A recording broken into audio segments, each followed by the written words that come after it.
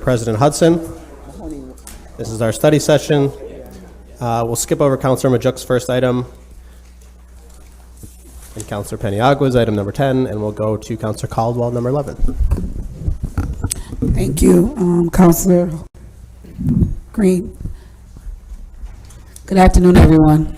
I have items 11 through 18, and I have Julie, Commissioner Julie LaFave, who's going to discuss 11 and 12 now.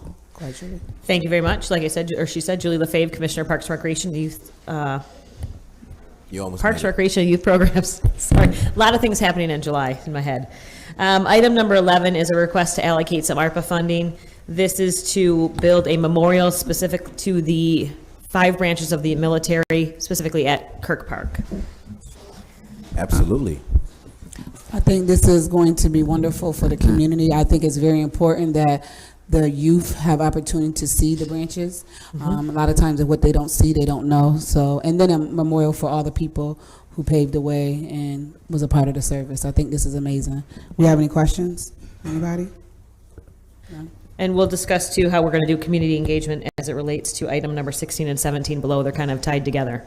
And we also have some people here as well who brought this idea to us. So item number 12 and 13 are tied together. I do have one comment specifically related to this, just so that we utilize, like, if there are any local flag makers. We'd have to. Do you do it yourself, or? So we actually purchase flags through the contract and through county purchasing. Oh, okay. Yes. Items number 12 and 13. Would like to also allocate funds, ARPA funding, in the amount of $900,000 for the Hiawatha Lake Wall. Item number 13 relates to that because there has been a previous ordinance where we allocated previous funding in the amount of $1.7 million for that. However, it's been delayed. The costs have gone up. We would like to complete this project in one fell swoop instead of phase it out. So we are requesting to amend the previous ordinance listing the allocated funds to now loop it up to not to exceed 2.2 million. And then additionally, number 12, allocate 900,000 in the ARPA funding to get to that amount. Is this the last change to it, you think? We are extremely hopeful. We're making progress for all the delays that we had with the final approvals for the grant funding. The CNS did another reinspection on Monday to make sure that we're still within that scope. The water's starting to go back up, if you saw that, but we are extremely optimistic. And once these last few steps are taken, we hope that we can actually start to bid it out and optimistically see construction happen next year. Any questions? Okay. Item number 14 and 15 are to allocate funds from our CIP. This is, we had a previous allocation for $225,000 for paving. We'd like to allocate another $125,000 to add to that paving. Reason being, costs have gone up, and we do have a plan. We would most likely address Meacham parking lot, which is a very large project. Yes, I agree. Now, this sort of fits in but doesn't. What are we doing about the courts in the parks? So that is a separate capital fund called court improvements. That happens. We do a number of them throughout the year. Skiddy Park just got done. Berry Park just got pickleball lines. Meacham just got the tennis court done. So that's a separate capital allocation. Okay. So, Commissioner Burnett, he can give a thumbs up that I constantly say. He's here, everybody. Josh Wilcox from the Planning Department. We're looking first at filling in the little hole and then seeing if we can reline. Did you have another question? I'm sorry. No, that's it. Okay. Anybody? I think yes. Majoka has one. Just a quickie. With the Onondaga Park wall. Yes. What's the timeline here? When do we expect? Because it seemed like the more time that we it's a historical park. Continue to increase the price because we are waiting. How quickly are we moving here? The pandemic caused a lot of things to slow down. We had to get reapproval of some grant funding, and when the pandemic hit, they basically stopped approving any of those changes. We now just got word at the end of June that our final approval is imminent. It's coming soon. So that will release a lot of money towards this project.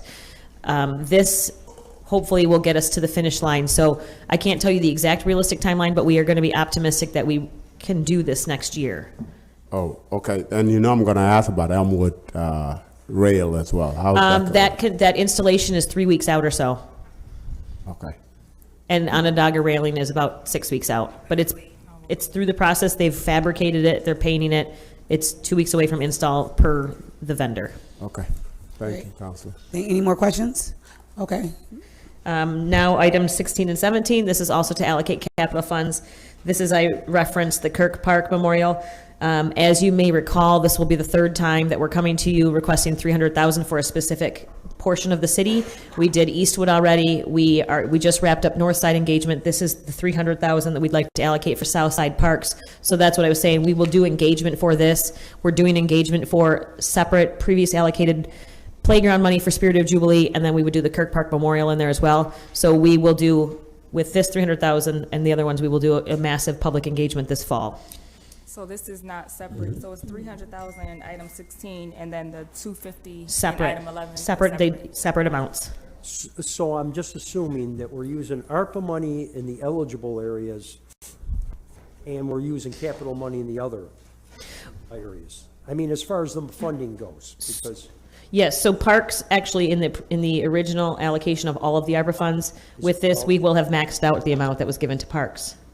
okay, So this is out of our capital plan. capital funding or the Yes. capital funding? Yes, our capital. So we've used most of the ARPA money because, Parks has allocated, with this meeting, if you approve both of them, Okay. we will have allocated all of ours. okay, thank you. Any other questions? And item number 18 is to allocate from our capital program for $50,000 for landscape restoration. This will be used for projects such as brick paths, restoring brick paths. We have a project in Burlingame Park that we have to restore an old area. So these are projects as designated by our landscape architects. Thank you, Commissioner Fabe. Any other questions? Thank you. Thank you. Thank you, Counselor. Let's flip back to Counselor Majuk, item 8A.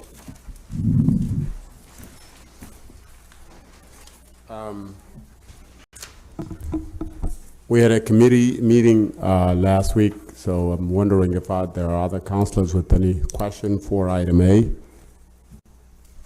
Any questions? So, anything from the law department, Joe? We believe it's ready to go. Okay. All right. Thank you, Counselor. We'll know item 9 on Monday, but we'll go to item 10, Counselor Peniagua. Okay.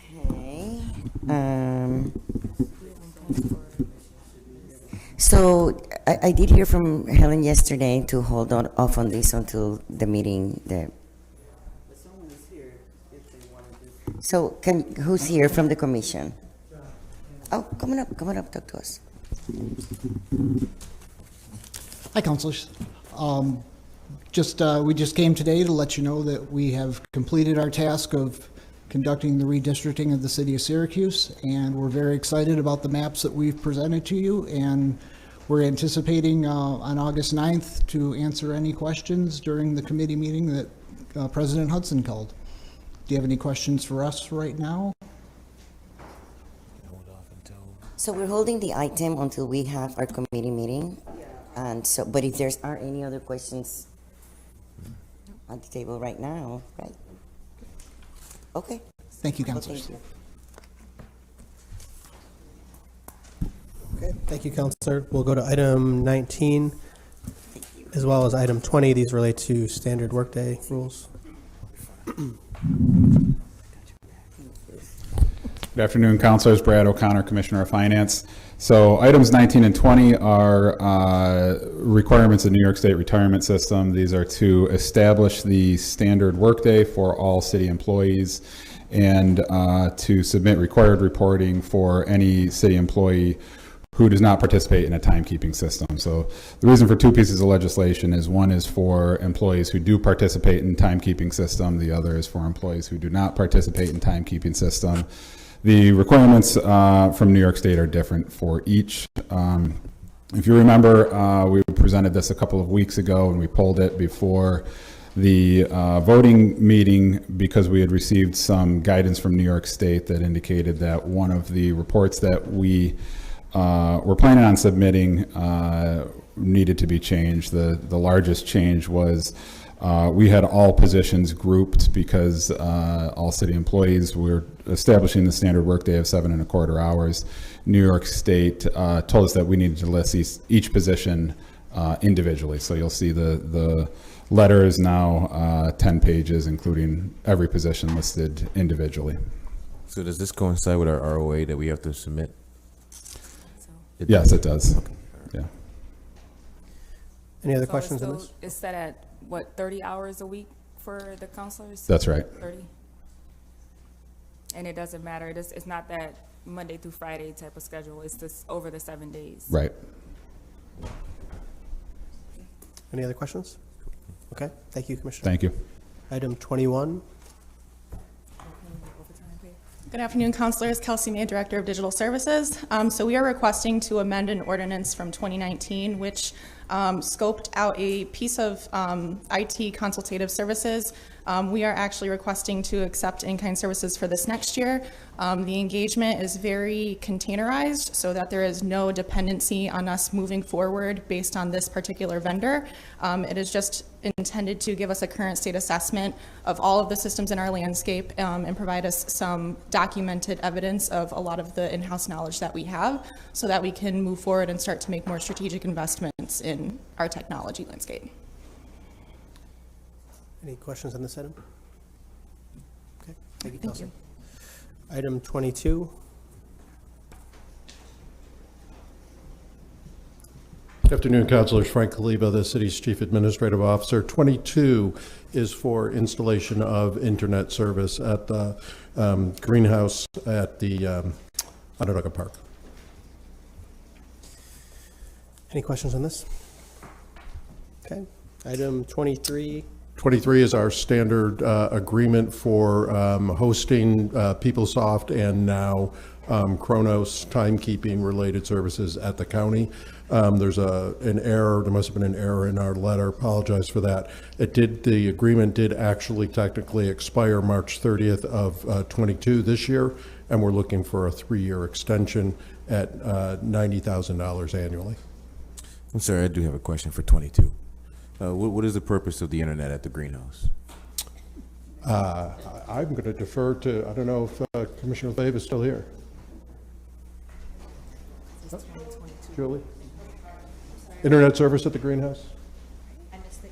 The question is the greenhouse. internet service. Just what's the We have major improvements coming through previous allocated ARPA funds through the greenhouse, so we'd like to, we have a new greenhouse crew leader, a new position. She's been there for last year, so she needs to track what she's planting. She needs to have the ability to order on site. She needs the ability to act as a professional who's running a greenhouse, and right now there is no internet there. Okay, all right. And I just want to say, she's amazing, by the way, and I looked for her in the staff directory, and there was no phone number for her, so I'm glad she's at least getting internet.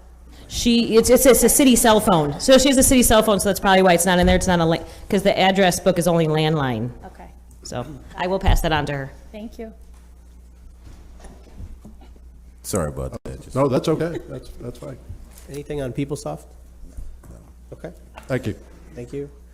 Item 24 is a legal settlement, which will be discussed in executive session on Monday. Joe, I have a question on item 25 and 26. Does this also go into executive session? It does. Okay.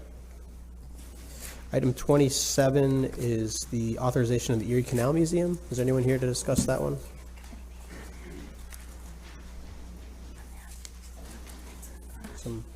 Okay, we'll come back to that one. Item 28 is the correction of tax rolls. Commissioner?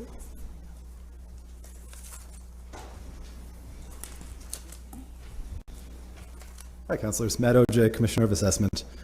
We're seeking authorization to correct the current roll for 2 different properties. 411 West Colvin Street is an exempt property, benefits from a shelter rent agreement, but that's not reflected on the current bills, so we're looking to correct the roll to reflect that. The Bellevue Avenue property, there was a software glitch that reset this property owner's assessment to an assessment 4 times what it should be, so we're looking to set that right as well. And how long is that shelter agreement? Oh, I believe it was a standard 15-year. This is St. Anthony's property. Yep. Not certain, but probably 15. Any other questions on this? One quick question. There's outstanding taxes on it now? Is that true? No. I wouldn't swear to that. 70,000 if you look it up on the property tax website. I will certainly defer to you on that one. Okay, so who would take care of that if that isn't accurate? Oh, the property owner is still certainly liable for any taxes. Okay. Stay tuned. Thanks. Any other questions? Thank you. And, yeah. So actually, it's my fault. I talked to Director Rudd, and he's not going to be at the meeting today. But if there's any, I mean, I think it's a pretty straightforward item. We do it every year. So does anyone have any questions on the Erie Canal appointment? Okay. So we'll go to 29. The administration is seeking council approval to enter into a 10-year lease agreement with Baruch Park Place, owner-operator of the commercial office building at 300 South State Street. We're looking to relocate approximately 130 employees' desks from City Hall Commons to modern single floor of Class A office space for enhanced city operations. Do people have questions on this item? Just, so, the $404,000, that's, now, where did that, I mean, obviously, we didn't have to pay for it at City Hall Commons, or did we? No, we So incurred, this is, and yeah, Director Rudd could speak to this better than I could, but it would essentially be cost out the door to a landlord rather than increased costs associated with paying utilities and making up for deferred maintenance on a building built in 1869. So it might be a even. It is our understanding that this will be a net gain over 10 years. Okay, now there was a series of, there was a committee that determined this, correct? I mean, what was a suitable space for everybody? And Yep, we put together 2 RFP committees. I know several councilors served on those, in addition to members of the administration. Eric Ennis is probably right behind me, and would love to speak to that. And Eric, where's Zamir Equities? Where are they based? You're talking about the building owner themselves? Yeah, well, who owns the building? Yeah, so yeah, so corporately, the business, the owner themselves are based in New York City, but they own 2 buildings here in downtown Syracuse, both one Lincoln Center as well as one Park Place. They've owned those properties for several years and maintained them. And you looked at a multitude of properties. To speak a little bit to the RFP process. So, and Eric Ennis, Neighborhood and Business Development, we received in a total, a sizable number of proposals, 17 in total, and then we basically kind of did an exhaustive search of ruling out finalists. We ended up going on site tours, included President Hudson as part of that process with visiting these locations, and then based on just a number of different features from the way the space would be laid out, accessibility for the public, we felt like One Park Place had the amenities, the options, and really the modernization of a city office space that we need for our operations. So how many other more employees will be still at the Leaning Tower? So, well, the goal is that all city employees, all city operations within City Hall Commons will cease and relocate into One Park Place. So subsequently, at the same time that we issued the RFP for relocation of city staff, we issued an RFP for the sale of City Hall Commons. Now, that process is still... You didn't mention it's a Leaning Tower or anything. It's what Term it of is. endearment. For the amount of developers I've met with in that building personally, a lot of people know about the status of it, let's say that. But I think, so we've been working through the process on ultimately what will be the future of that building, and we've had development proposals for it. We're working through our due diligence on ultimately what that final best use is going to be for the building itself. We're expecting to have more information on that very soon. We're expecting these things will continue to operate on parallel tracks, is that we will work on the relocation of city staff and all the amenities and benefits that will come with that, but also knowing that City Hall Commons is such a landmark in this community and that we want to see it put back into even more productive use than how it's being used right now. Eric, did we ever estimate what it would cost for the city to renovate it ourselves, or? So there have been bits and pieces on quotes and estimates. So one thing about the building itself is the outdated windows. We know that we had a quote that was well over $1 million or $1.5 million just to replace all the windows on the 7-story building. That's just one piece of many parts of maintenance and deferred maintenance that have taken place on the building over the years. So I think what we felt like was, given the city, given the years that we've owned that building, and ultimately what's needed for a historic structure of this size that has been vertically expanded, and 3 stories were built on top of the existing 4, we feel like the city is not in the best place to renovate or redevelop that building. It really should be a private developer that has the capacity to do it. And this won't be the only lease agreement. I imagine there's other entities that'll be moving to other buildings, or? So one of the things that we've been working hard on is just really getting a better sense of the city's real estate portfolio and needs for operations, whether that is more administrative, whether we're looking at our law enforcement and working with SPD. This has been a conversation, Matt, myself, and several others in the administration, when, the benefit of this, when we did put out this RFP, is we received numerous proposals about different spaces throughout the city of Syracuse. We're taking a look at those closely as we think about not just, NBD and other staff in City Hall Commons, but other aspects of city operations. Thank you. I have a question. So on number 3 of the request for legislation, it says landlord responsibility for most build out and maintenance expenses. So do we have like a percentage or a ballpark of what most means? And I'll piggyback on that a little bit. Sure. I know you sent me the lease, but can we send it to all the counselors and Okay, have if everyone the get answer's the in lease? there, then I'm fine too. And do you want to just speak a little bit? Sure. In getting into lease negotiations with the landlord, we've got a pretty good template down. We don't want to get too far into specifics in a public forum, but we do have a tenant improvement allowance. We've walked through the building with both project management, but also representatives from our skilled trades department. And the strong belief is that we've got a significant buffer between the tenant improvement allowance and what likely build-out costs would be. So if there are cost overruns, we are responsible under the terms of the lease. But we view that as extraordinarily unlikely. And if anything, we're probably likely to have a little bit of leftover to invest in perhaps security, IT, some other needs on top of what's accounted for. And currently, obviously, our city takes care of City Hall Commons now with maintenance and things, so. Oh, we do. just transfer that staff for? Well, no, we would be using the current project manager on site for all maintenance over there. And the extent to which our team would be involved in build out and say IT, security, telecom enhancements, that remains to be determined. There is no intent to reduce the number of city staff because we don't have the commons. Okay, very good. So, and is the lease going to be funded through general account, or where is this money coming from? I believe it is coming out of the general fund. It's accounted for this year. Director Rudd is.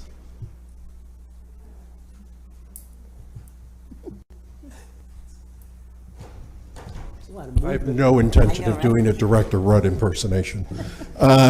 It's currently in special objects, so there's $400,000 in special objects in this year's budget.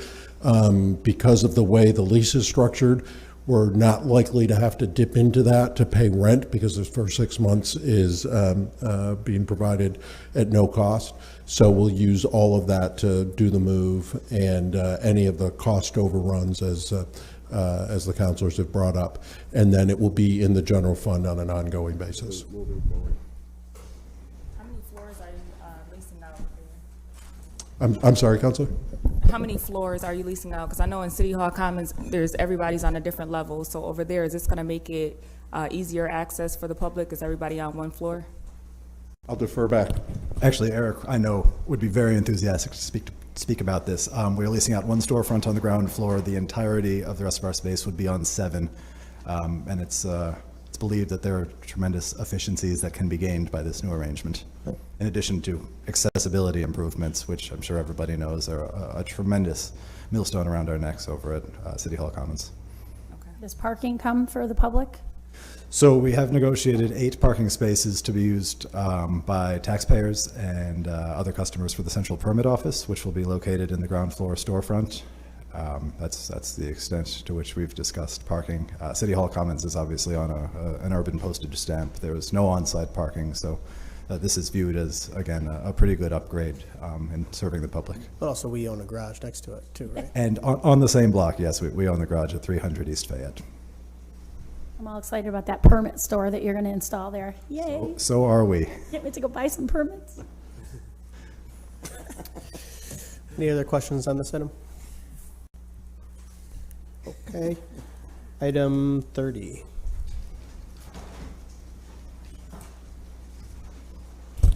Hi, I'm Vicki Voss from the Deputy Commissioner of Finance on the City Payment Center. Items 30, 31, and 32 are all for parking revenues. The first agreement with Paylock, they are the booting agency that we've been using for the past 14 years. The agreement has not changed. We're just asking for an extension for 3 years on that. Any questions? I do have a question. It might not be really pertaining to this, but with the booting process here, when it comes to the types of payments that people can use, they only can use what? Because I know you can't use a card, correct? Like if they have a boot on their car, they want to get the boot off their car, they come down there with a card. I've heard that people have been They getting, can call the booting company and use their credit card with the booting company. but they have to call them. Could they come here and do Yep. that though? They can pay we take credit cards, cash, and personal checks. To get the boot off the car? Okay. Item 31 and 32 are both agreements with the Electronic Data Corporation for Ames Data. The first one is for, okay, so back a couple years ago, we had a parking ticket amnesty, and we paid $20,000 for an exhaustive list of addresses and contact information for all the people that had open parking tickets, and nothing was done with the list. So it is an enormous list that we cannot handle in our systems, but I reached out to Electronic Data Corporation, who does our parking ticket software, and said, hey, if I give you this list, could you import everybody that has not paid and put them in, and then we could start generating letters requesting payment and try to increase parking revenues. And they can, and that was going to be $1,650, which seemed like a bargain to me. 32 is just to renew for a 1-year period the contract with EDC for their Ames parking ticket software. Questions? Okay, thank you. Councilor Geathers. You're up, Councilor. Oh, thank you, President Pro Tem, sorry. I have items 33 through 55. We'll do item 33 first. Afternoon, councilors. John Kivland, Department of Engineering. Item number 33 is to accept the reconstruction of a city-owned sewer on Madison Street at no cost to the city from DASNY and the Office of Mental Health as part of their improvements to Hutchins. No cost to the city, no questions, right? No questions. Okay, all right. We may have to hold this before the next meeting. We're still waiting for DASNY to acknowledge the terms of the agreement, but we're working with the law department on that. Item number 34 is to amend the agreement with CNS Engineers for design and construction inspection services on the downtown Mill and Pay project. Amend the agreement by an additional $22,000. Any questions on this? Did we just do more work, or what was the reason? Yes, we added additional work during construction. Construction did take slightly longer than anticipated due to some conflicts downtown. Construction is under budget, so this additional $22,000 will not be an additional cost of the project, and everything's 95% reimbursable. Oh, thank you. And construction is complete, so.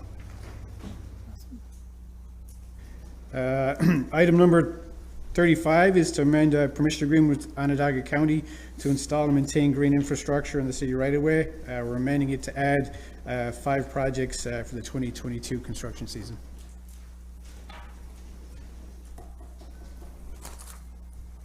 No questions? All right. Okay, item number 36 is to amend agreement with Barton and Judas for the Butternut Street Dig Once project. We're amending that agreement by an additional $169,000 to cover additional construction, inspection, and design services. That increase was due to, you needed more, or? Yeah, prices? construction is taking longer than anticipated. The traffic signal, it took 28 weeks to order and deliver. The traffic signal will not be available till the end of August. Construction's taking longer than anticipated, some conflicts. And also the block to the west, there was a dip in the pavement. We discovered, it wasn't included as part of the project, but we TV'd the sewer, we found out the sewer's collapsed. So we're hoping, if the contractor agrees, to extend the contract to cover the additional block. And that's what these fees are for. Was that sewer supposed to be replaced in that project, or no? That was just, I was brought up at a local neighborhood meeting. They were complaining about the dip in the road. We just went out of curiosity. We TV'd the sewer and found out there was a collapse in the sewer. perfect timing, right? Yes. Excellent. Thank you. Any further questions?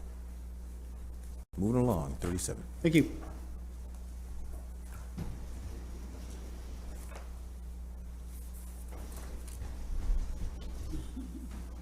Unlike Frank, I do have an excellent Tim Rudd impression, but I'll show it to you after the meeting.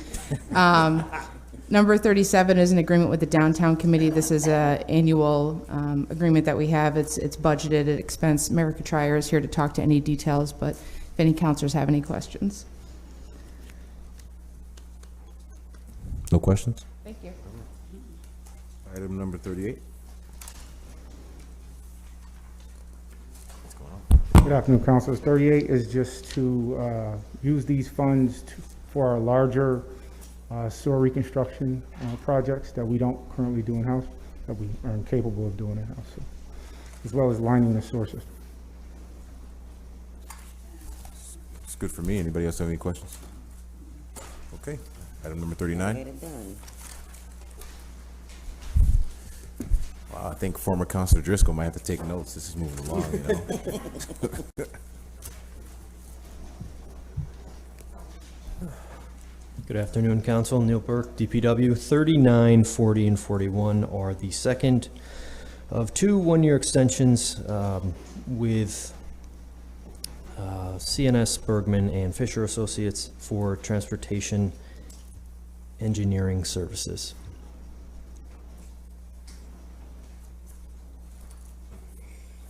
Just overall, with all the traffic work being done in the city? So these are used for engineering and design when we need that, as well as things like construction inspection. So these are for larger items, not detours and things like that.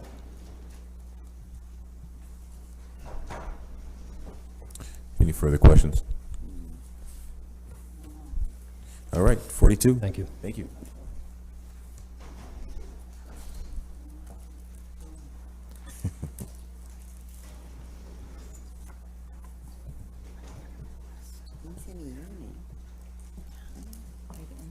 Good afternoon, Common Council. Michael Canizero, First Deputy Commissioner of Finance. We're requesting about $2.9 million of the previously approved road reconstruction to be authorized for equipment purchases. The total New York State road recon budget for this year is about $15.9 million, so we'll be utilizing $2.9 million of that for equipment, which leaves about just shy of $13 million for road reconstruction. Last year, we spent about $8 million on road reconstruction, so there probably will be a surplus balance this year as well, so we're just utilizing prior year funds for equipment purchases.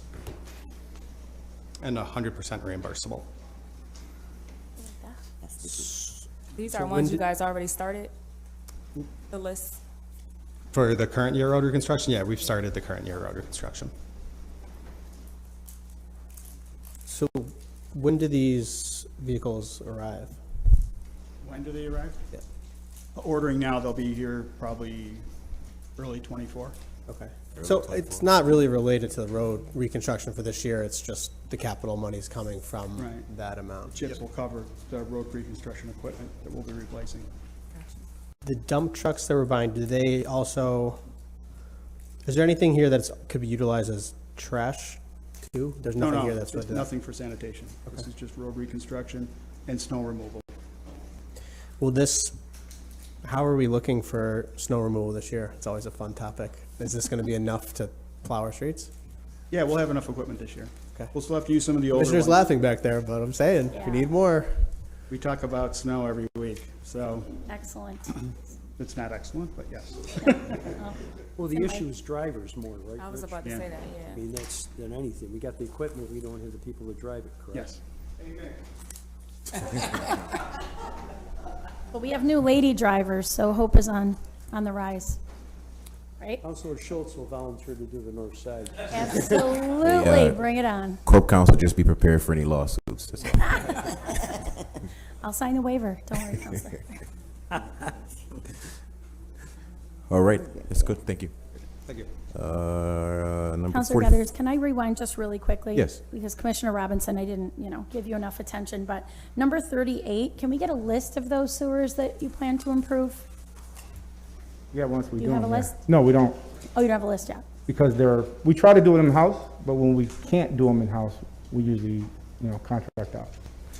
So this 800,000 is for, Larger sewer reconstruction projects that we currently can't do in-house. But those are stuff that comes up over time, so.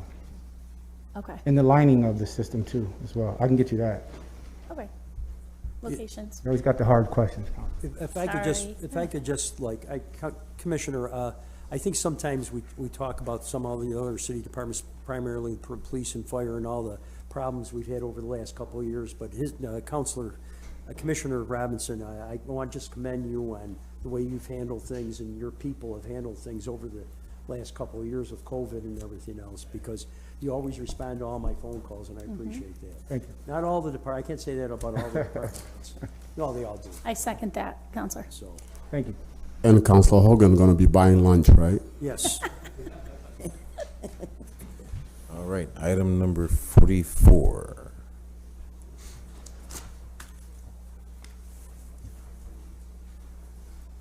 Good afternoon, Commissioner Awal from the Water Department. So item 44 is to amend the contract with one of our consultants, GHD, to do some additional investigation work up at our Morningside Reservoir. Upon the completion of our last project, we experienced some additional issues up there, which is subsurface issues. So we need to figure out what's going on and provide a remedy. Any questions?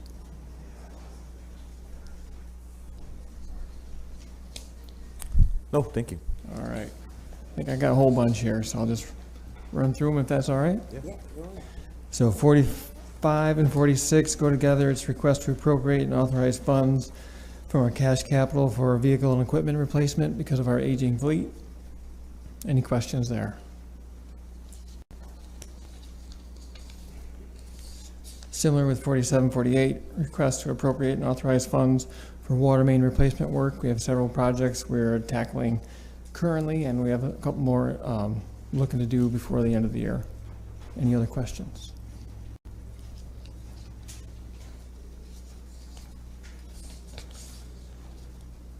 '49, request to authorize an intermunicipal agreement that we've had with the Onondaga County Soil and Water Conservation District. This is a requirement from our filtration waiver from 2004.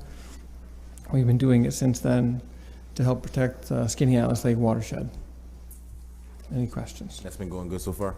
Doing great. All right. It's doing real good. Item 50, request to authorize hydrant purchases from several hydrant manufacturers. We kind of standardized on only a few, so that way we're not buying numerous miscellaneous parts for 10 different manufacturers. We kind of standardize on 3. You definitely need that. 51. 51, request to authorize waiver of competitor bid for automatic control valves. Now, these are our what we call PRV, pressure reducing valves that we have throughout the system that takes pressure from a high pressure district, and if need to, open it up to a low pressure district. Now, these are specialty valves that only the manufacturer can work on. So the bulk of them in our system are Ross valves. They're based out of Troy, New York. So we contract with them. Any questions?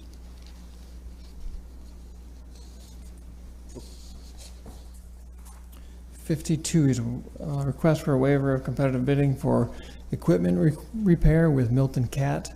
90% of our equipment is Caterpillar equipment, and they maintain a lot of our equipment through the process. Any questions? Nope. 53, waiver of competitive bid request for our SCADA system. Our SCADA system is our remote monitoring system for our pump stations and our reservoirs. We're about 90% through our SCADA system improvement upgrade. And again, it's a specialty work that only certain manufacturers of the software can utilize, and consultants can program the software for us. Any questions? And I got, I think, 2 more. 54, waiver of competitive bid for maintenance on other heavy equipment. So Caterpillar does the bulk of it, but we have other manufacturers. So we're looking to have Monroe Tractor be a repair maintenance contract with us. Any questions?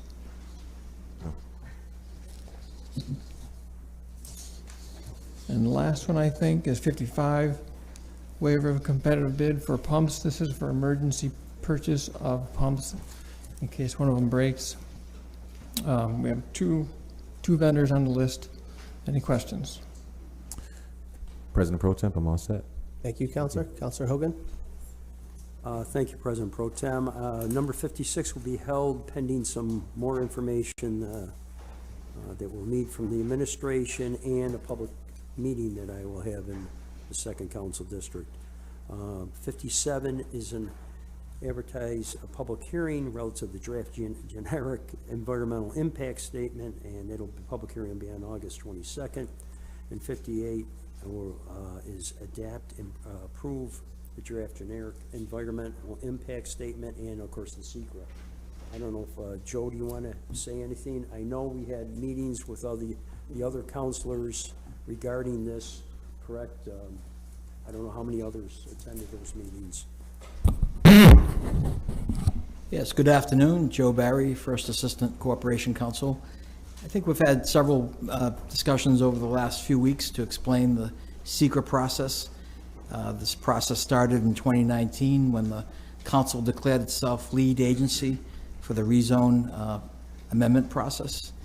And it further went to the next step in September of 2019 when the council issued what's called a positive declaration to state that there was a potential environmental impact, and therefore an environmental impact statement had to be prepared. We have prepared that environmental impact statement. It's called a generic environmental impact statement. It's the document before you now.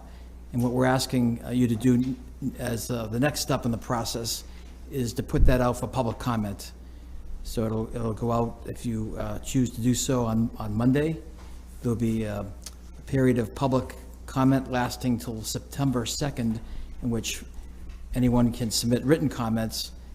And then in the middle of that public comment period, we're suggesting a public hearing on August 22nd so that you can hear verbal comments from the public. Any questions, Joe, on this very exciting thing?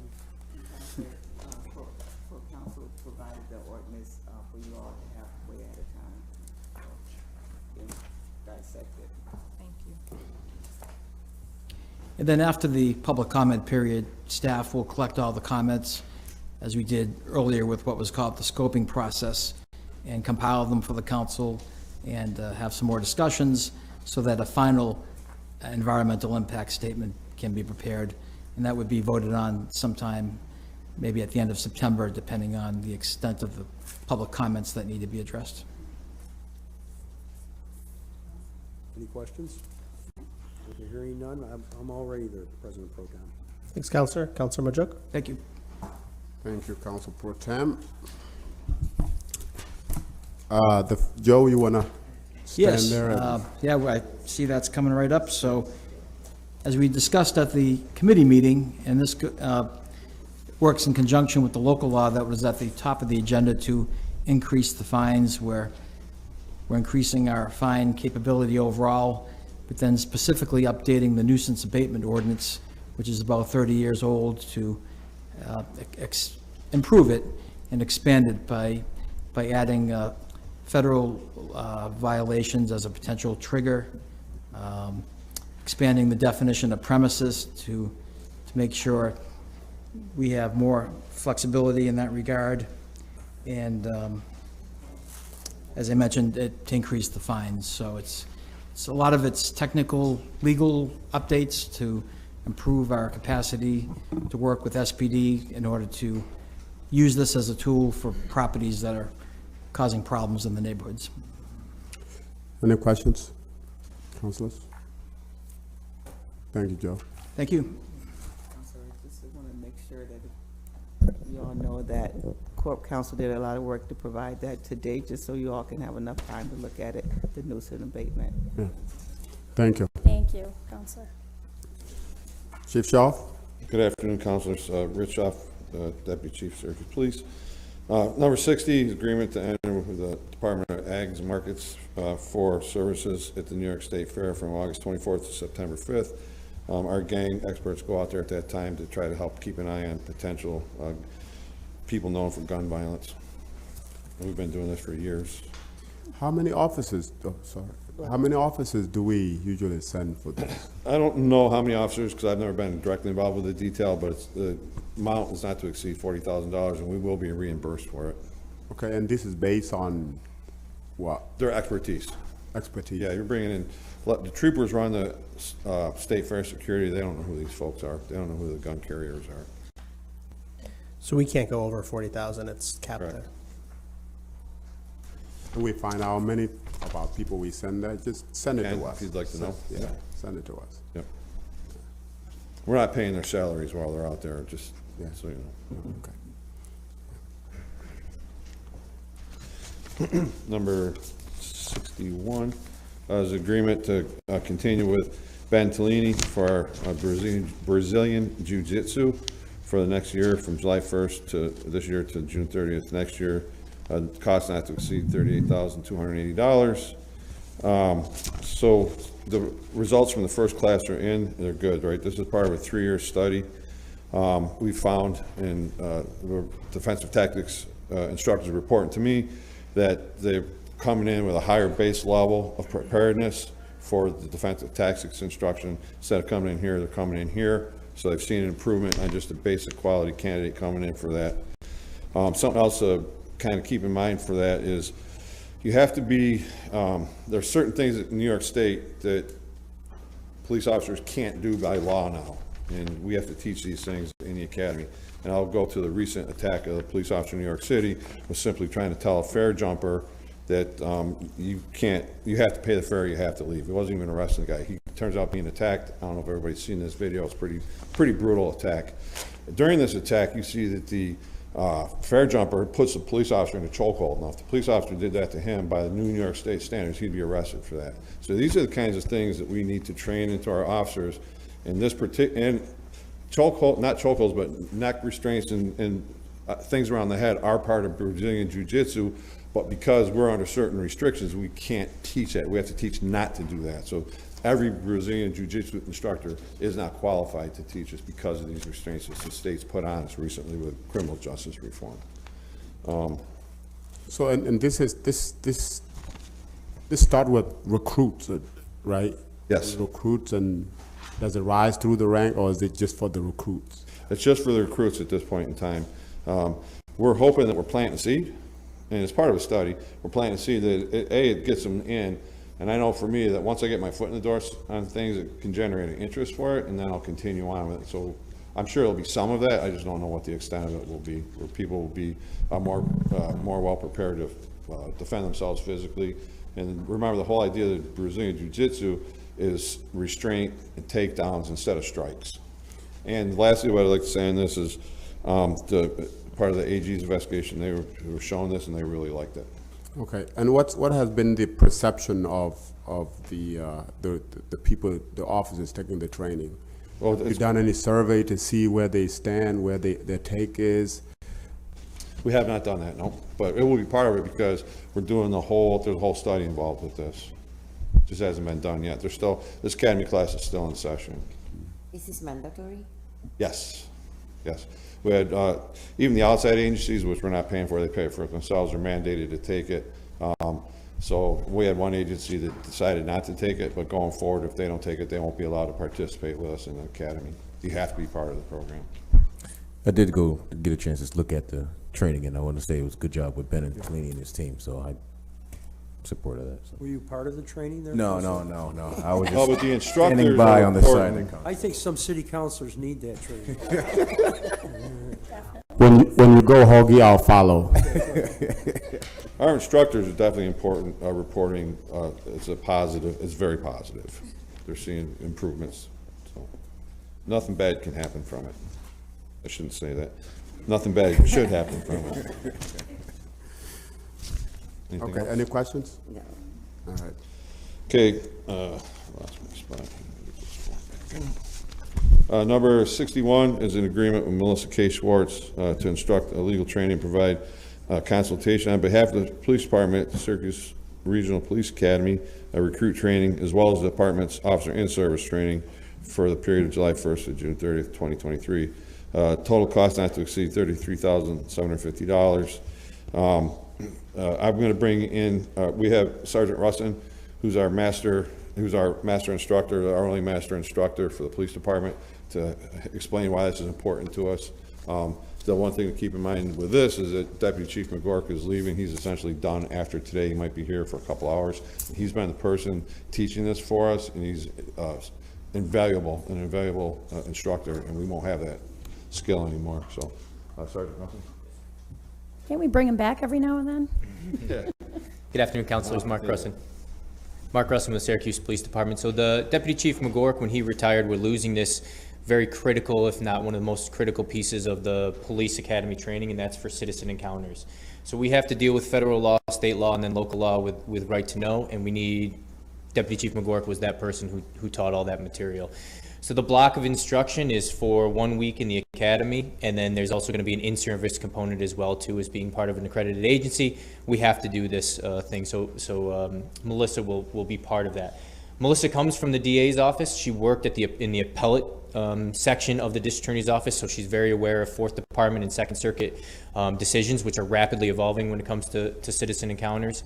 And so she'll have that unique knowledge. She left the DA's office and she works for a defense firm here in the city, but she still focuses just on criminal law.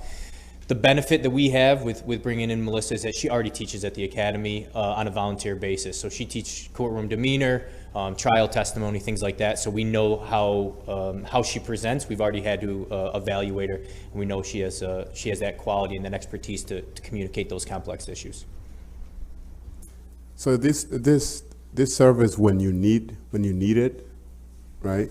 The consultation is when you need it, right? So it's not based on any amount of hours, but those hours will be dictated by when you need her to come over and teach the classes. Yeah, and we do have that structure. It's going to be 1 week here in October, I believe, for the new academy class, and then it will be for in-service, which is 5 1-hour blocks from 8 a.m. to 9 a.m.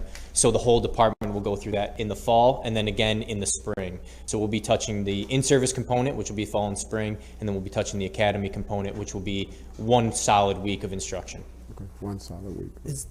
So I'm very supportive of this. Is it enough though? Like, should it be a bigger part of the training? So DCJS, yeah, the answer is always yes, right? More training on citizen encounters. Citizen encounters is uniquely complex here in New York State. It's complex anywhere, but it's uniquely complex here in New York State because of the state laws and state rulings under People versus DeBoer. I totally agree and am totally supportive with more training for that. With that being said, we do 40 hours of training, just brick and mortar academy training on citizen encounters, and I believe the state standard is 16 hours. So we're already above that. But then we enhance it through programs like reality-based training and then practical application. But you can't have enough of it. And I think that might be. So we're at least at like the median for other training academies. We're there or higher, it sounds like, for this. Definitely higher. I wouldn't say medium. I would be very comfortable saying higher. Other questions? Thank you for your time. Item 63 is the shot spotter. It's a 3-year agreement, but annually it's going to be $238,000, $238,875. Total will be $716 over the 3-year period. Chief, I got a question with this sharpshooter Yes, thing. sir. Has there any, has there been any updates to the system, with technology and things like that that are going to be coming out with this particular? Nothing earth-shattering except for this is just for the south side, south and southwest side stuff. We've got the shot spotter up on the north side. We just met with them last year to talk about the reporting that's been done. Last week, yeah, it was last Friday, we met with them. Folks came into town. Everything's kind of status quo. They were a little surprised at the number of false shots that we reported, because we seem to have more. And we pointed out to them that we do not report something as a false shots fired. If you go to a scene of a shots fired and you don't see anything, that's still considered a shots fired. You find paper from a fireworks or something, and you can justify that it's not a shots, it wasn't a shots call, we will report to them that that was not a shots call. But they're constantly working to improve it, but there's nothing major in the works right this time. I know sometimes it's hard to tell between like a firecracker and a gunshot. So with shot spotter, it's able to distinguish from the other? Usually, but we will follow up on every single one of them. So even if cops don't find something, our staff will, or Central New York Intelligence will follow up on it. Okay. To make sure. We want to report accurate data with that. How's the connectivity with that system, like compared to cops cameras? I know they kind of go online and offline. They stay online a lot more. The system's not nearly as old as the cops camera systems. The ones we're having problems with in the cops camera system are old. But we've got money to replace those and fix them.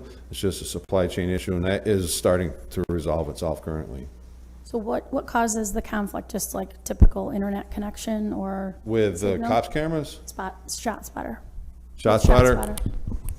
You hear a car backfire or something, and it's just misdiagnosed or whatever. Okay, but it's not like the system shuts down or it's offline for a number of hours. The time it went offline is when we shut it off, because we couldn't afford to pay for it. Okay, very good. So Chief, I guess the point of the shot spotter is to help officers spot where the shot is coming from and to go there quickly. Have we been able to actually catch people doing the shooting because of the shot spotter, or what's the statistic on that? I don't know the answer to that. Okay. I can ask and I can check into that. I would love to know. I would love to know, because I think, yes, it's great to spot a shot, but if we are not. So I don't know the number, but I'm sure that it happens, because sometimes we'll get fired call from shot spotter, and this is the beauty of the system, nobody called it in. Exactly. So now we're responding to it and making arrests off it. That does happen. And that's where I'm going with it. I would like to see what numbers has in terms of arrests, in terms of contact, as I'll see if we can get come with that. Really done. Well, and to add to that too, when shot spotters are recorded, does that go to your crime data as far as how you assign patrols? So if you've had 100 shots fired in this new street, yes, all of a sudden you're going to assign more officers? That's exactly what we do. Okay, every Thursday we sit down and talk about this. And shots fired are definitely one of the main criteria that we use to decide where we're putting our resources. Awesome. And I just want to say that I am really grateful for this system, especially on the north side, because I have so many constituents who hear shots all the time, and they would never have called otherwise, because they said, this is life or death for me. If they find out I'm the rat, I'm dead. So I'm a big fan of this system. Yes. Yeah, and I would really love to see those numbers, because it just solidify our support for it. Yes, sir. Right. So please, before Monday. I can guarantee it's happening. I'll just see if I can get those numbers for you. Yeah. Okay. Thank you. Item, any other questions, councilors, on that? 64? 64 is a application agreement with we do this every year with the U.S. Department of Justice under the Edward Byrne Memorial Justice Grant, the JAG grants, for fiscal year 22. This is the one we split with the county. It's $117,724. We split it half and half, so our half will be $58,862 to be used by the Syracuse Police Department, and the same for the Sheriff's Department. And we're currently working on what we're going to apply for to use it, that money. We're thinking what we've done, like we've done in the past, an additional cop camera, money for CRB training, money to Neighborhood Watch, and then maybe some anti-gang wire surveillance or anti-drug wire surveillance. That's what we've applied for. Questions? Bond ordinance, I think these two go together. Yep, 65 and 66 go together as part of a capital improvement project to replace our radios. This is part of a 3-year project. This is just year 1. It's to replace all our mobile and portable radios. We're going to start with the portable radios on the patrol officers, the ones they carry. We have to do this because the system we currently have, parts are no longer made for them, and they are becoming obsolete. They're end of life. So for every officer, right? Yes, yes, sir. And some of our civilian staff that carry radios too, yeah. Everybody. Are they assigned to individuals, or do you check it in when you come on shift? And When I came on, we did, right? We had a card, we switched them out, but now everybody has their own radio assigned to them. And what's the life expectancy for these radios? I don't know. You don't know that? But we've had these ones I've got now for 15 years at least. 15 years? At least. They're just not making parts to replace it. You know, technology changes, eventually it just ages out. That's kind of what happened with the ones we have now. They're still working, but as they're breaking, like we have a lot of extra radios, unfortunately, because of the amount of retirement. So as they're breaking, we're able to replace the radios, but eventually we're going to run out of replacement radios as well. Just because you said amount of retirements, just thought about a question. How many officers are we still down? We have 3 more retiring this month. I think we're down in the 380, not counting the academy. I think we're around 380, not counting the academy. So we have 2 classes going. One is, and I'll get you the exact answer, but one academy class is 19, and the other's 4, but they're both going on at the same time. And we're getting ready to start to recruit for the next class. How many should we have? In my opinion, all right, this is where I'm probably gonna get in trouble. I think really at the end of the day, we probably would need 480 police officers, but if we could get to 440 or 450, I think we could Band-Aid it together. So you're saying 500? I think 40 to 485 would make it really nice for us. When we were at 525, we were rich with police, but that was part of that. You know, the Clinton administration did those COPS grants, and we had a lot of police officers. It was nice. But I don't know if that many is necessary. It wouldn't hurt, but. Do you know, Chief, how many minorities are in this last group? This last class? Yeah. So we have 3 females and 1 African-American male. And that's a class of 4? Yep. Wow. And with the retirement, Chief, what would you say? Are there more retiring than what's coming in, or is it pretty much the same? We're afraid there's going to be more than we're bringing in. The civil services has a new test posted, which will be in September, and I heard yesterday they had 59 people sign up to take it so far, and we're used to 59 to take the test. Then that's the amount that'll pass it, and then they have to take the PT. 50% will fail the PT. I don't know. People don't want to be the police. That's really not good, Chief. It's not good. Yeah, because the Not last, good. I think, couple of, like, about 400 used to, like, take it. And they end up, like. At least, if not more. Yeah. If not more. Just a couple years ago, 300 and something were taking it. Just a couple years ago. So. But you have all that money for the new marketing and recruiting, so that's hopefully going to help. Well, we're getting a lot of inquiries. We're getting a lot of lateral inquiries. I don't want to say from where, because I don't want to start a storm, but, yeah, due to changes in state law, we're able to recruit to new areas, and we're getting quite a bit of interest from downstate. I'll leave it at that. So Chief, another question. So if a police officer comes from another municipality, like from a different state, they have to still go through the whole process of civil service, or is there another way that they can come? No, a lot of states will have like a mini process if you were a police officer in another state, but in New York State, you have to go through the whole process. You have to go through the academy. You have to go right through the academy. Now, if we take an officer that laterals from another department within the state, we just put them in our field training program and our firearms program and make sure that they're up to snuff and they meet our standards, but we don't have to train them from scratch. Thank you. And you are bonusing for lateral transfers right now, right? We'll take anybody. Yes, we are. Yep. So we'll take anybody. We don't want anybody, Chief. But no, well, what we'd like to say is we didn't lower our standards. That's how we wound up with 4. Council Gathers is going to have Brazilian judo. I'm glad he's on my side. Other questions on item 65, 66? 67. And 60. Go to 67, Chief. 67 was, okay, EVOC. So we got 2 things here, 67 and 68 are emergency vehicle operations.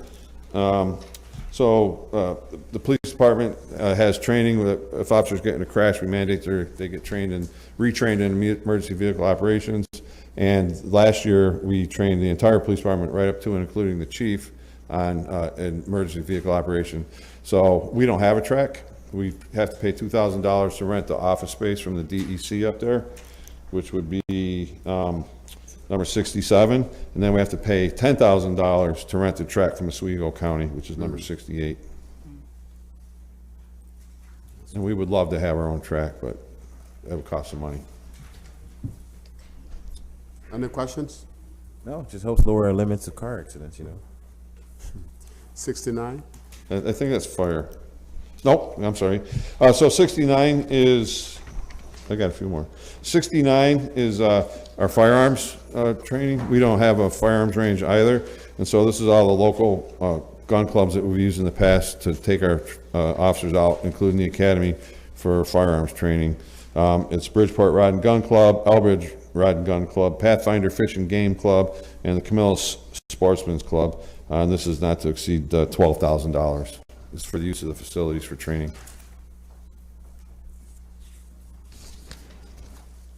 Right. Item 70 is for from Lewis Uniform and United Uniform for replacement uniforms, clothing, and related equipment for the period of July 1st to June 30th of 2023. The cost not to exceed $10,000. This is for damaged uniforms and equipment in the line of duty. So if I'm chasing a bad guy, go over a fence and I rip my shirt and pants, we replace those.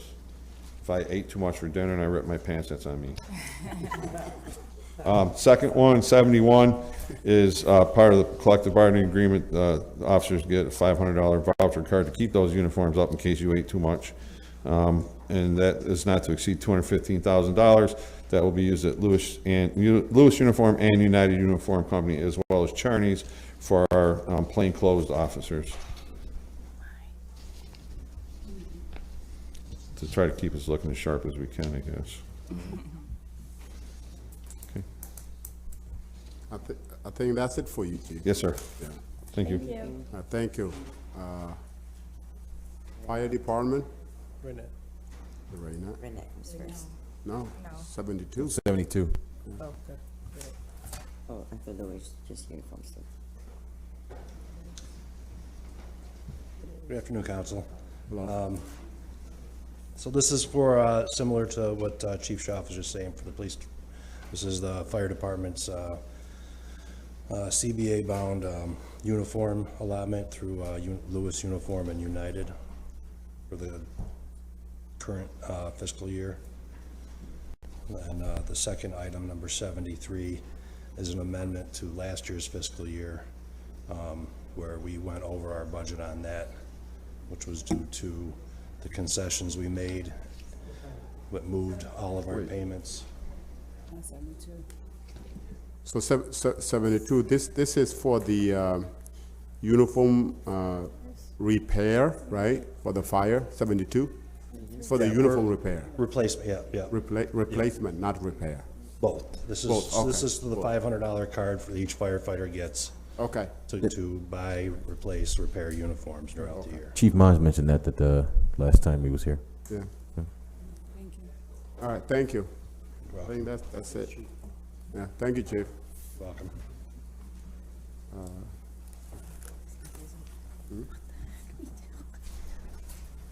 Good afternoon, councilors. Raynette Relaford for the Citizens Review Board. I'm the administrator. Item 73 has to do with last fiscal year's budget for our outside counsel. I've mentioned before that I was sued last year along with the police department. So we exceeded our $13,000 budget for outside counsel because they deemed that there was a conflict of interest to represent me. So we had to pay our outside counsel more. So that is to increase the amount from $13,000 to $20,000. Item 74 is for the current fiscal year for our outside counsel budget, again, to not exceed $25,000. Item 75 is for our private investigation services for it not to exceed $20,000. Thank you. And the last item, which is 76, is a resolution to honor residents of Robino Road. This is an annual thing that they do every year, annual block party. They do every year, and this is their 50th year of doing it. So very happy to be with them. Councilor Hogan, you want to say anything on that? No, I commend you for doing it. It's a great community there. It's the dead end towards Elmwood Park too, and those folks have been staunch city citizens for a lot of years, so it's great.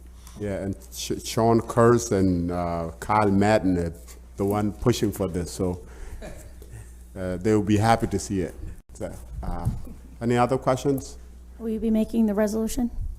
Will you be? Yeah, it's right there. Awesome. Yeah. I mean, like, at the podium, I hereby Oh, yeah. declare. I will show up. I show Okay. up. I don't know if they would allow me to Can't do wait it. to see but it. I'll show up to celebrate with them. You should. Yeah, it's great. We're having a block party on Cumberland Ave on Saturday, so you're invited to, Council. Okay, You can get good. both. Well, can I come with the resolution then? Yeah, sure. Cedric is on 9/11 if you want to come too. Councilor Allen. Thank you. I have items 77 through 84. I believe Kate. Yeah, good afternoon, councilors. Kate Auwater, Public Art Coordinator for the city. So this is a request to adopt into the city's public art collection a series of 3 murals that are proposed for Schiller Park Community Center or Rec Center. The artist is Allie Walker, and they are designed to be interactive murals once they're completed, but also she is going to be inviting the public to come and assist with the actual painting, in particular a focus on the kids who will be participating in Schiller Park activities, some of the summer park activities. I'm sorry? I'm not sure what the date will be, but as soon as we know, we'll let everyone know. The mural is funded by National Grid through their Project C program. My understanding from Ally is that this is actually their first one that they're doing in Project C for a mural in terms of communities across the state. So it's kind of exciting that we're the first. In fact, can I add something?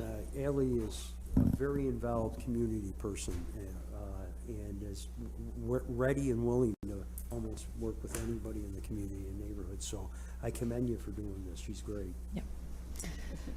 So when they say they are going to engage the youth, I take you know, Allie would be the one doing it, I guess. So in what capacity would the youth be involved?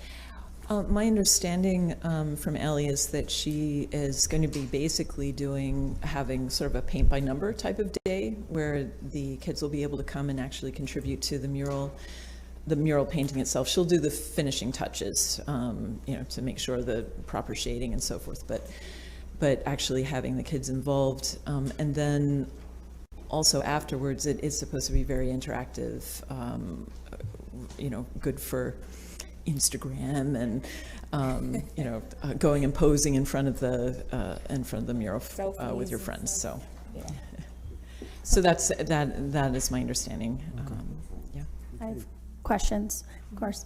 So interactive, you just answered my question. By interactive, it just means it's a pretty background for. It is, and it's set up such that, you know, there's a fishing pole that you can you can hold on to get the stars, or and I'm trying to remember the other one. Oh, well, it's here. But anyway, so that's what that is. Yeah. So, question: did you involve the community with determining the type of murals? I know TNT engaged the community with ideas and voting and all of that. So, have you? So this was brought to the Parks Department and by National Grid, and because of the time frame now, they were trying to get it. They're trying to get it completed before the end of the summer.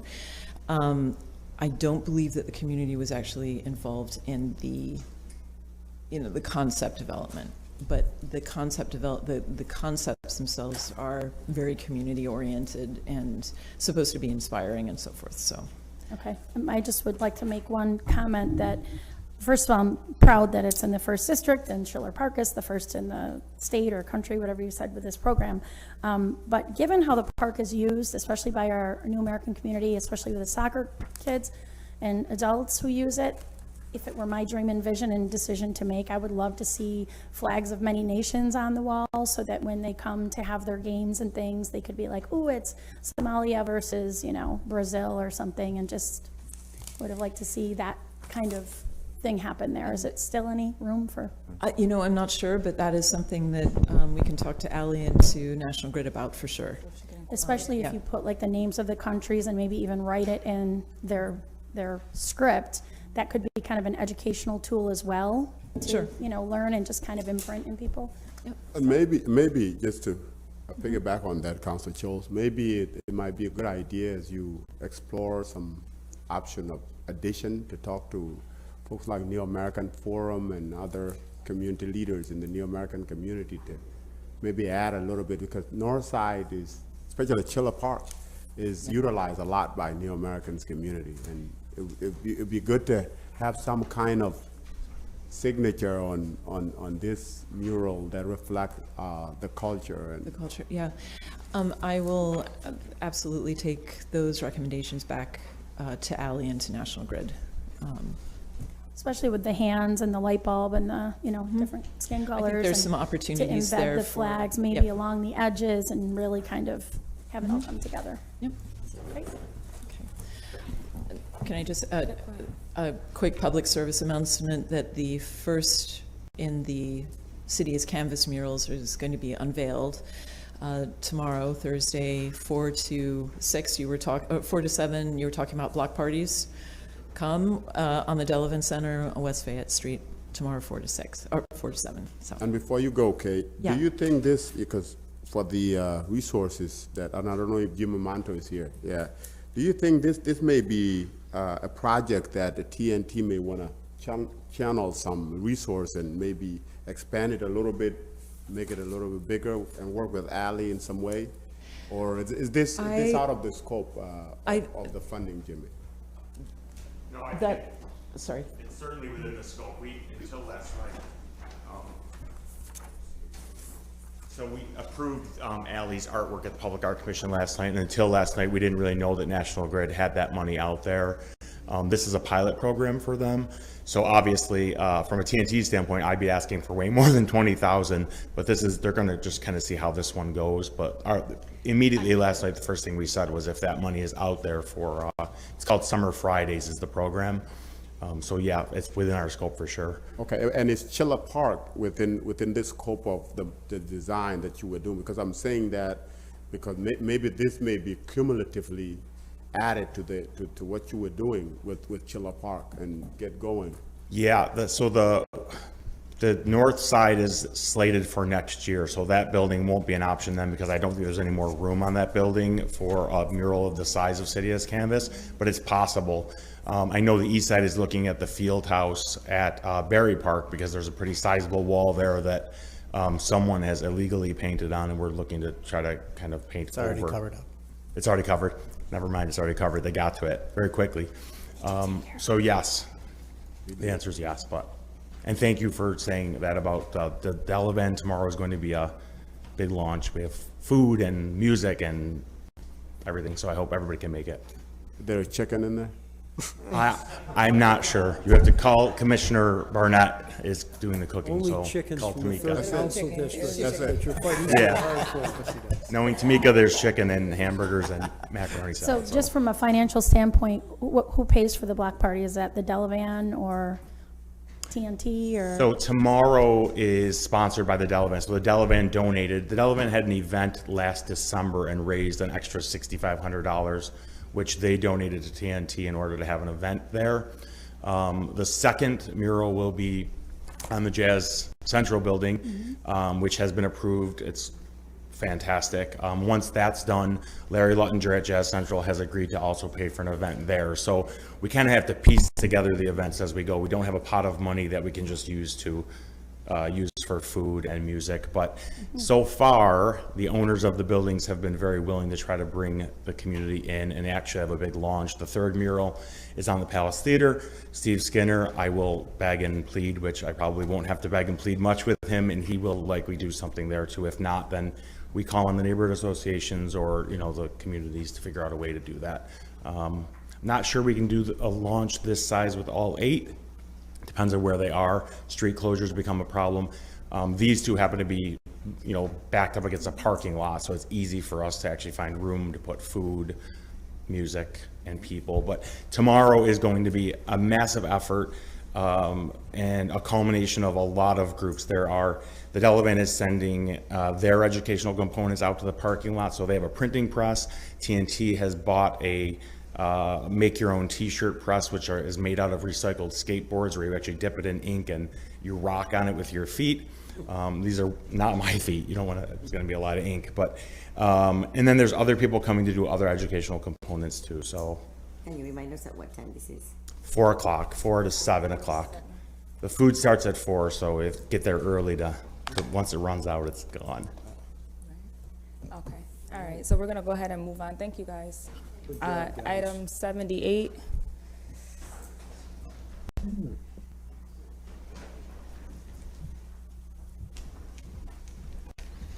Okay, good afternoon, councilors. I know we're getting close to time here. Jen Tiff, Director of Strategic Initiatives for the city. 78 and 79 are companion pieces to appropriate funds and enter into an agreement with the Syracuse Northeast Community Center to launch a program we're really excited about for digital empowerment in the city. So, you know, I think everyone here is probably very familiar with a lot of the challenges that, especially during the pandemic, came from the parts of our community that don't have reliable access to internet, especially high-speed internet. Certainly impacts your ability to do everything from schoolwork to, you know, potentially paid work to, you know, keep in contact with your relatives and so on and so forth. The digital divide, you know, we think of as having there's 3 legs to the stool. Certainly you need actual internet service and you need a device to use the internet service, but the third leg is just as important, and that's having the knowledge and the understanding to use those digital tools effectively, safely.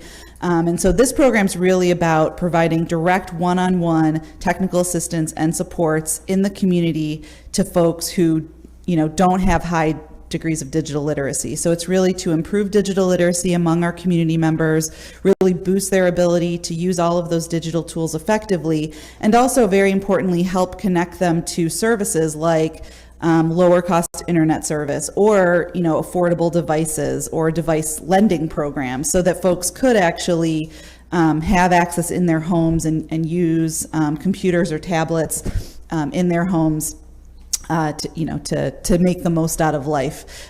We all know how important digital literacy has been during the pandemic, especially, but even coming out of the pandemic now, So many businesses, for example, have gone to almost exclusive online job applications, and in many cases, they'll only interview you by a video interview online. So that's really the premise behind it. Brian Fay from the Northeast Community Center is here to speak as well, in case you have more detailed questions about how they're going to administer the program, but they would be essentially administering this on behalf of the city.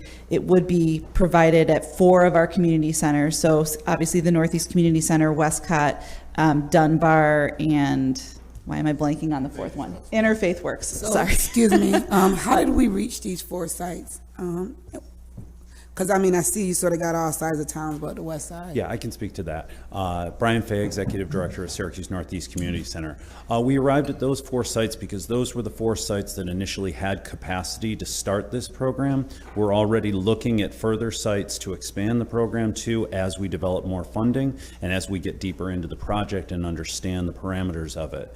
We began this project based on a program that is already functioning. It's a county-funded program, the Supported Employment Program, Councilor Majok might be familiar with, so it's a tried and tested model. Of the centers that are involved in that project, 2 of them were able to jump into this and had capacity. That's Westcott and Dunbar. Interfaith Works is involved in this because they are they've worked with us on a pilot program. We've done this with a New American, completely Arabic-speaking population. And so those 4 centers were arrived at, of course us, because we started developing it. We are looking to expand that again, like I say, as we go forward, and are already in talks with some private funders to both expand and sustain the program after year 1.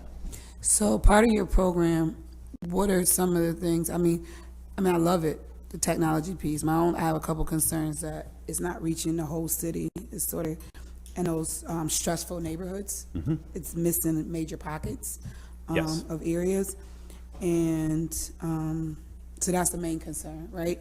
That needs this Wi-Fi and resources. And the second piece is, what are you going to focus on with this? Like, what is your intent, and what age group are you looking at? Okay, we're looking at all age groups, and again, like our supported employment program, it combines an individualized case management program with a lot of outreach and with groups. So in our class that we just did in our pilot project, we recruited 10 participants for the round of classes we're in right now, who are from the community. They are coming into the center and they're working in classes, but they're also working with their instructor one-on-one, because we are trying to make sure that they not only have the ability to use these things, but they are connected with programs such as the $30 discount to have home broadband, and that they're finding devices. This program that we're running right now, the pilot, purchased devices for them. As for the other areas of town, yeah, we're really aware of that. And again, at the point when we were proposing it, the centers that were there that could do, that I'm thinking of as we add, just didn't have the capacity at the moment to be able to engage in this project, but expect for it. Southwest. Did you talk to any of the other organizations? I talked with Southwest, Huntington, and La Liga, and at the moment they didn't have that capacity to do that. But that was, we started work on this back last August, and a lot of pandemic conditions were in play. I believe that's going to change. I believe that also that we have the funding that can now establish it. And once we've built it with 4, it's going to be easier to expand that to other centers. So will the community members get access? So will they get a device? That's what we're hoping to do, is each, so in the program that we're doing right now, each participant has got a Chromebook Duet, which is a $300 device. It's a very small device, very portable, works really well for the community. And we have, the other reason that we did this at these centers, so Westcott and Northeast also have city Wi-Fi installed on the exterior of the building. We also have, in these instances, these organizations have mobile carts of devices that we can use in-house and for lending. So it was really just a matter of what's available for people. At the moment, we're going to rely on a lot of lending as well as purchase, but we're trying to make sure that we build in as we have more private funding so that we can buy more devices. One more question. Yes. Once again, I think this is a great opportunity for the access. Now, would you be willing to further this opportunity out to other organizations and say, hey, if they had Wi-Fi and they had a community, maybe some of the seniors in the neighborhood, some of these churches that we have, and they say, hey, we want access to, would any of these people be able to go to those places and like do the training? Yes, absolutely. And the other part of this that I should mention is, like our supported employment program, just because we're based, a navigator is based at Northeast Community Center does not limit them from working with anyone, anywhere in the city. And we're also looking to hopefully expand this into the county library system for areas outside of the city. When you mentioned that these agencies had the right capacity, right? Do you mean to receive to be able to implement digital, or capacity to implement program, or both, or? A little bit of both. They had a capacity to initiate a new program. It takes quite a bit of staff to, staff up and train people to do this. We're going to be hiring a program coordinator who's going to help with this. But again, at each center, it's going to be a matter of hiring, training, and getting someone going through that. Also a matter of being able to bill and invoice. Syracuse Northeast Community Center will be managing all of the financials, just as we do with our supported employment system. Yet each center is going to have their own budget, and they're going to have to be able to have the capacity to bill through that. Okay. So Brian, first of all, I want to thank you for being here, okay? And I'm such a supporter of anything that has to do with community centers, because as somebody that have worked there and have experience and have seen what community centers do. It's amazing for us to take this step and provide this extra service to the community centers. So I fully in support of it. Now my question is, I remember when we were at Syracuse Northeast, there was an internet established outside, that could serve the neighborhoods. Yes. Now, is this going to enhance that service also, or is this going to strictly be mobile devices that goes out to the communities? So that's a service directly through the city that is provided to our neighbors and works within about 150 to 250 feet of the community center. They'd be able to access that, and certainly we're using that and leveraging that because we have outdoor space with outdoor seating for people to be able to use that. However, it's not directly in part of this. It's not directly part of this program, as in we're not going to be providing mobile service in that way.